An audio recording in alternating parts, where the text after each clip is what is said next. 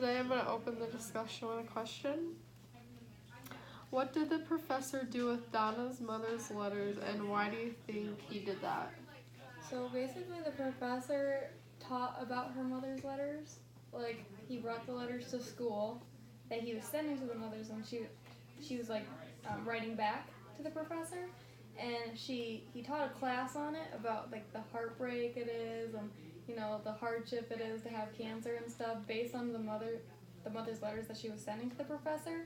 So I don't know why exactly he did this, but I think he did it to like, in my own thoughts, I think that he did it to taunt Donna. Be like, oh, I'm using your mother's prognosis as a lesson now, like trying to push her till like the breaking point. I think that he tried to get closer to her in a way while doing that, just because he could have taught about anything else, but her in his class when teaching it, he was directing it towards her. I think that he was doing it to make her feel uncomfortable on purpose. That's what I think. Like, I don't think that he was doing it for any other purpose than to make her feel uncomfortable and show her that he has control. I think he did that because he's just very nosy and he honestly doesn't care. But also to get like people that know her involved to like peg her and be like, why aren't you responding? Like, be a good friend to the professor and like try to control her and make her do things that she doesn't want to, and she keeps saying no. Question. Oh, sorry. How did you feel about the ending of the book? Were you expecting something like this to happen, or were you surprised? The ending of the book, I also have this question on here, so I'm not going to repeat it again. But the ending of the book was totally unexpected. I thought something like really bad was going to happen to the professor, but nothing bad happened. And she like took things into her own hand. You know how she, in the beginning of the book, she said she wanted to be herself again and not two different people. I think she's finally bringing herself to realize that she is going to be one person. She needs to not make him get in her head. I think that she basically, at the end, when she started experiencing the PTSD and stuff, that was really expected because, that's what happens after, something traumatic happens in your life. And then I kind of expected the professor not to get in trouble, only because he is this priest, and he's very highly looked at. And, I mean, you can't expect somebody very highly to get in too many consequences. And, yeah, that's what I think. I do agree with Hannah about the PSTD and him not getting in trouble, but I really wanted him to get in trouble. That's what I thought was going to happen. Like, he was going to get kicked out of the college as a professor and taken his priest privileges away. I don't know how that works, but I really thought he was going to get in trouble. The school is actually going to do something, when in reality they really didn't do anything. You're right. I'm going to lead on to another question.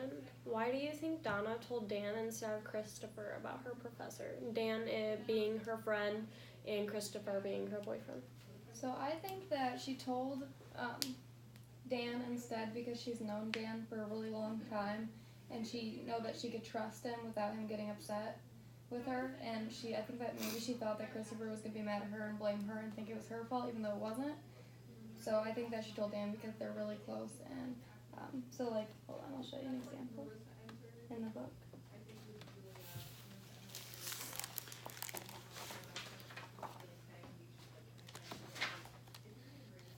I think it's in like chapter 20 or 21. It's when Dan, when she first tells Dan about it, he's very accepting of it, and he helps her as much as she can, and they're sitting down, and he's like, well, what do you want to do? And he asks her directly, like, what do you want to do?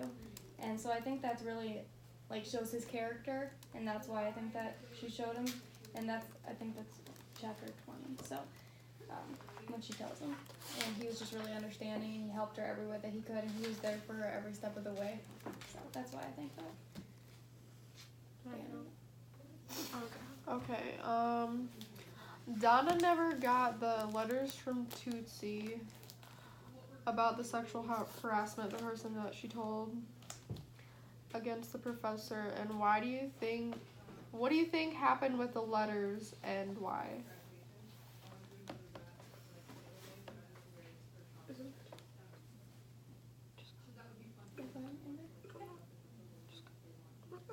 Repeat your question again. Donna never got the letters from Tootsie, the person that she told about the sexual harassment against the professor, and she said she was going to send a letter in the mail. What do you think happened with the letters and why? Because she never got them. Like, what do you think happened and why? I think it might have just been an accident, you know? Like, maybe it just got lost in mail, like, in, like, you know, like when you send a letter to somebody, sometimes it doesn't always go through and you have to send it through again. So I think it was an honest mistake. I don't think that anybody was purposely trying not to read it or just ignore it. Okay. Personally, I think that the reason Tootsie didn't do it is because she never sent the letters.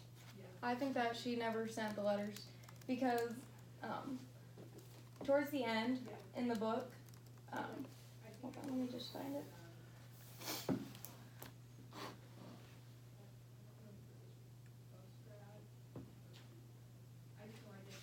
When she's swearing about Tootsie, you guys know what I mean?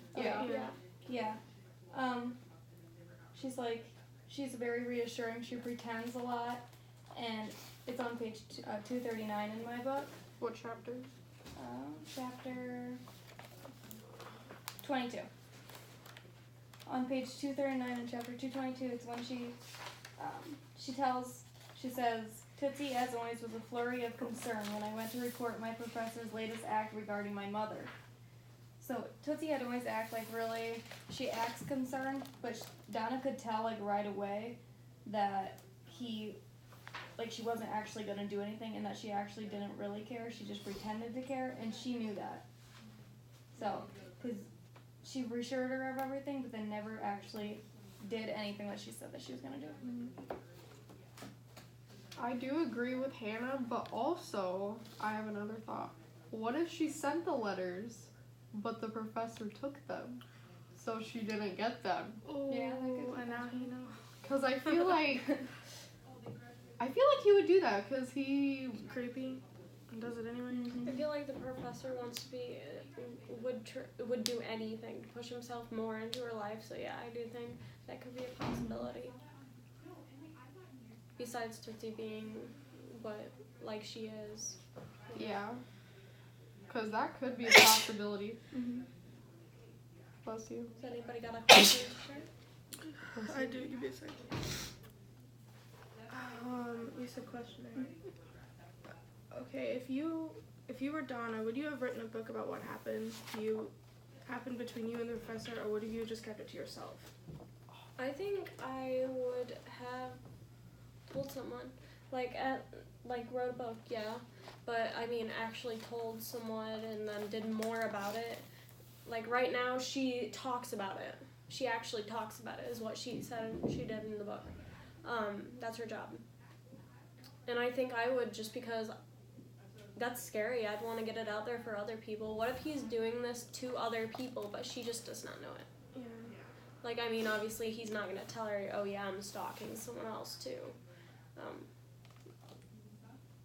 Personally, I think that it'd be really hard for me to tell because, I think that give me a lot of anxiety. Like, am I gonna get in trouble for this? Like, what if I would blame myself a lot too, just like Donna did. So I think that I probably wouldn't have told, but eventually, I would have pushed myself like Donna did to tell, even knowing, that probably nothing would get done. I do agree with Hannah and Michelle, talking about it, not keeping it in, because that could get really mentally, abusive to yourself. But also, I feel like I would be scared to, talk about it to crowds, but it needs to be, brought to people, this happens, and especially if it happened to other people in the college or grad school. they wouldn't feel alone, and maybe they would reach out to Donna, and they could go against the school and somehow get him kicked out or something, like something happened. I read a part in the book. I'm not able to find it, but it said, I wrote it down right here. It says, I need the right to decide my own fate, to be restored, to be placed back into my hands. I need my own voice when it spoke yes and no, to become meaningful to someone else again, to carry weight with that person, to have an effect. I need to see that someone could hear me and comply with my wishes. I needed these things like my life depended on them. I think it depended on them. Sometimes I still think it does. Which, I mean, that whole quote is from her is one of the big reasons I do think she should have told someone. And I would have wrote a book about it or something, because she needed it for herself. Right. Okay, I think this kind of led into my first question. It's like, my question is, what do you think the breaking point for Donna was? Do you think it was the letters, him like talking to her mom all the time, or the professor kissing her on the cheek? You know, what do you think that truly was the straw that broke the camel's back for Donna? I think it was at the beginning where she when he just showed up at her house. I think that's what she just started to realize that he was creepy and that she didn't like him. And she was pushing those thoughts away at those point, he's a good person, so it broke as soon as it happened. I'm sorry. It's okay. I do agree with India, when he showed up to her house without having the address, but also when he sent letters to the mom when that was her home address when she was little, and that just made it worse for her. That just made the breaking point so bad. She didn't know what to do. In my head, I think I seen in the beginning, it really wasn't. I don't think the beginning for her really was a breaking point, just because she kept on with it. She's like, my professor, my professor, my professor, and she didn't really realize what was going on in the beginning. But yeah, like you said, when he started writing to her mother, got her mother's address. That really was the breaking point for her. I agree. What happened when Donna was in Miami for a conference? This was after she got her graduate's degree, the PhD, I think it's called. And how do you think she could have handled it better? It happened in chapter 26, if that helps. If you want to look it over and read it real quick.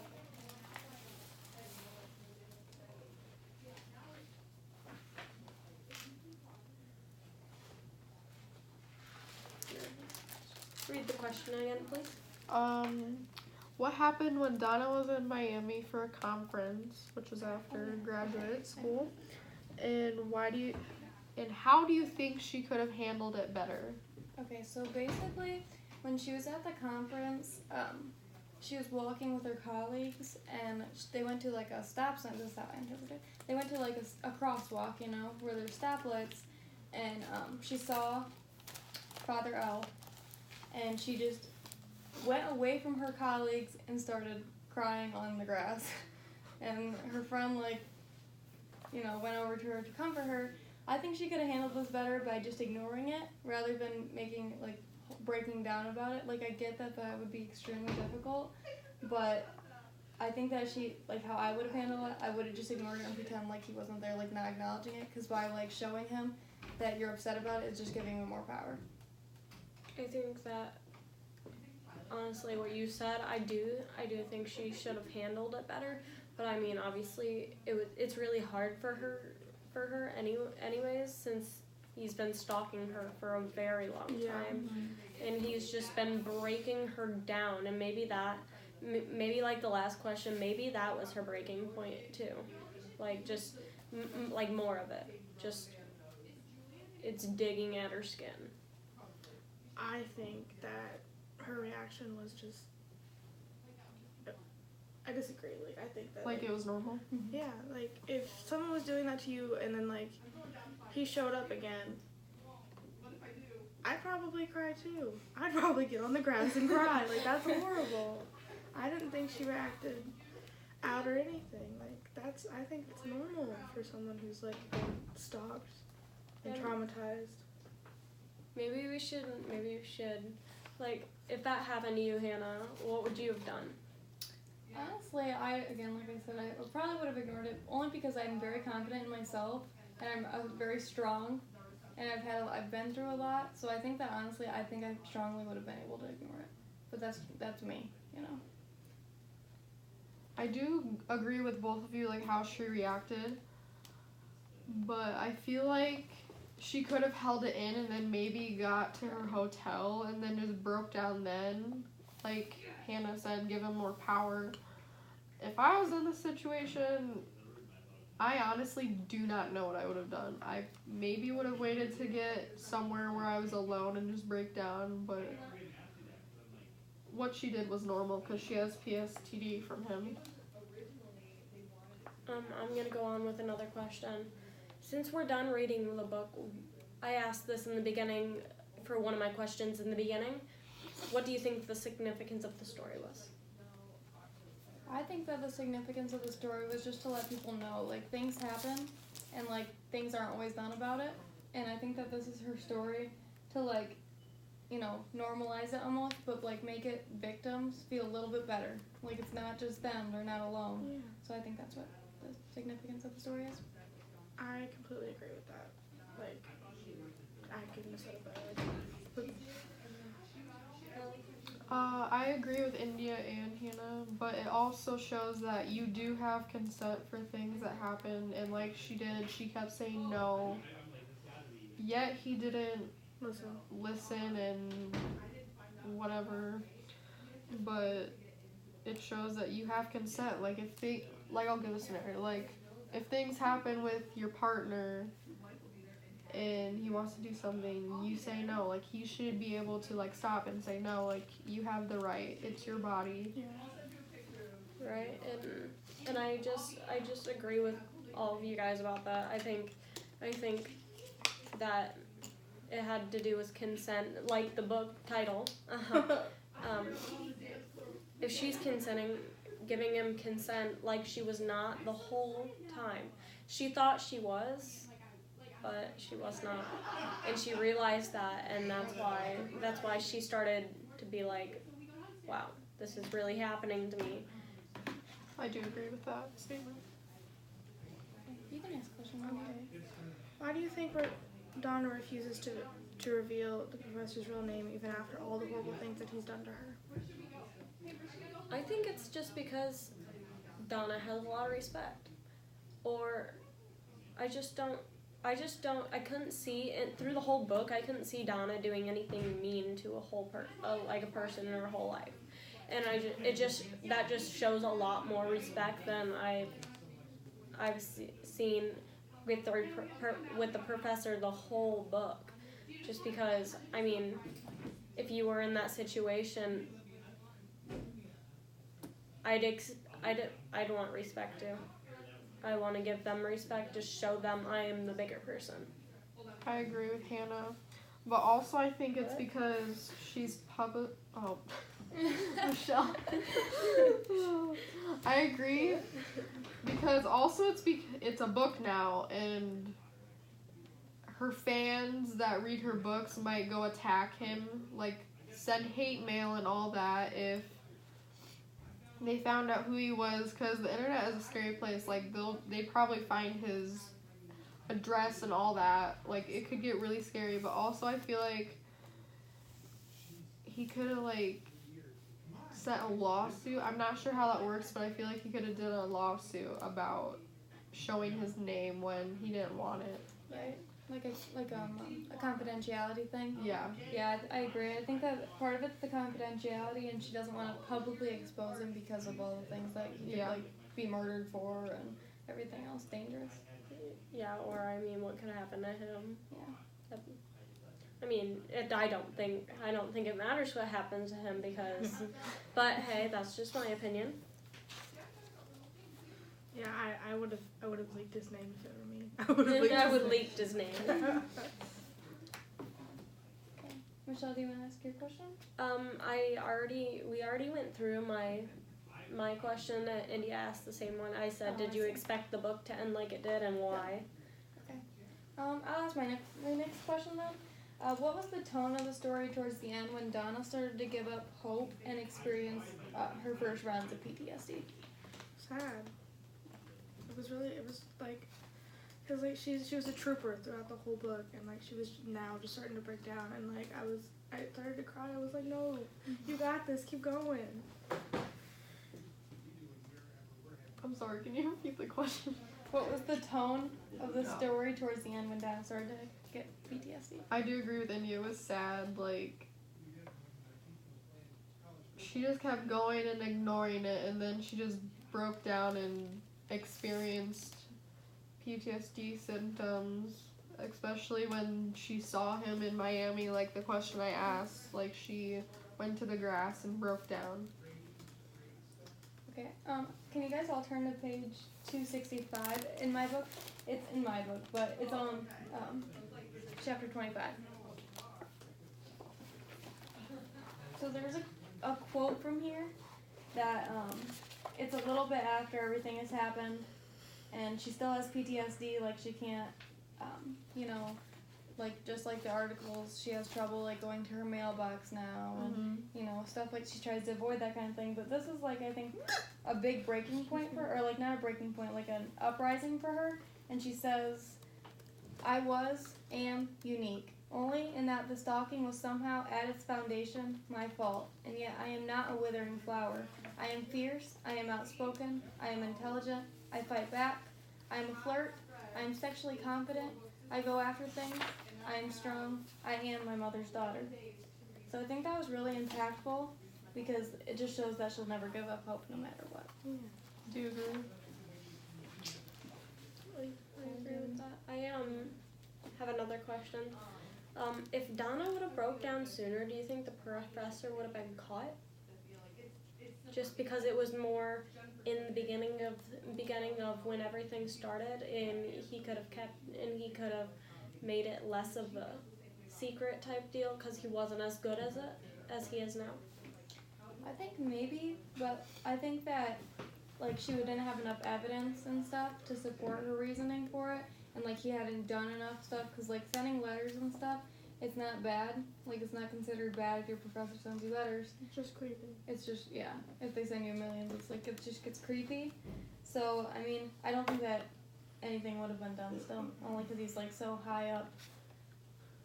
I do think something maybe could have happened, because since after her mother died, Dr. H, I think it was, the head of the college, I believe, I think he could have maybe did something better, but since he died, nothing really could have happened, because she already told what happened to him, and maybe she didn't want to try again and then let it fail, and then just let her hopes get down.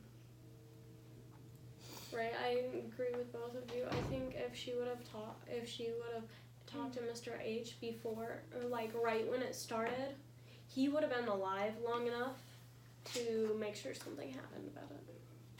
Cause I know he got like right on it when he first found out, but then it took like a year or something. And then she asked him again, and then he was gonna get right on it, but then he died. Right. India, do you kind of anything? I don't know. I don't know how I feel about that, because I agree, but then again I kind of disagree. Right. I don't know. Okay, this kind of leads into my next question. My next question is, how did Donna's character switch when she found out that nothing was going to be done about her professor? Wait, could you repeat that? How did Donna's character switch when she found out that nothing was going to be done about her professor? There's a certain chapter that this was in. Okay. I do think that after she found out, she kind of got tougher. Like more like Angry. and yeah, in a way like she's upset about it, very upset about it. But like I said in this one quote, she said, now I needed the right to decide my own fate, to be restored, and everything. Yeah. My answer for that one, for my question was, she got super mad at Tootsie, so she's always been this like really outgoing and super friendly, nice girl who's always likes everyone, but towards the end and after like it's in chapter 23, she says says that she doesn't like Tootsie, and then when she was talking to Tootsie, she was like, "Don't you care? Don't you care what's happening to me? Don't you want to help me?" And she just kept on like she was getting mad, and as she was just getting madder and madder, and then eventually she just got up and left this guy's office. You know, that was supposed to be the head of everything. Yeah. But she just got up and left. Like she wouldn't have normally done that, but she did. So I think that she did get tougher in a way. She became stronger as a person. Mhm. Cause she got angry. She's like, "Oh, you're really not gonna do anything about this? Like, Right. I explained what traumatically happened to me. You're not gonna do anything for me." Like, she's taking her life in her own hands now. Yeah. I do agree because you do learn from personal experience. That's right. Does anybody have any more questions to share? I do not. I do not. Do we have any more questions? Okay, let's talk about our discussion. Okay. I think it went really well. We didn't really cut each other off, which I'm proud of us. Which I think is good. I got choked up. I choked up. Yeah. That's okay. I It's got okay. nervous. I got nervous like twice, so I Yeah. choked It's up. okay. I think that this It is the happens. best discussion we've had. Me Yeah. too. I think it was really collaborative. You Like, know, it actually wasn't collaborative. it wasn't as fun, but like because Yeah. we talked a lot more in the other ones, and then we like We weren't cutting each other off constantly. Yeah, No, but- sorry. yeah we cut each other off a lot, and I don't know I why. agree. I forgot what I was gonna say.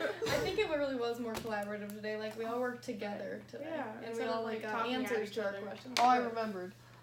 I do agree. And also when we said a question and if our question led into it, I liked that we said it so we wouldn't be repeating ourselves like 20 times, which we kind of did sometimes. Yeah, me.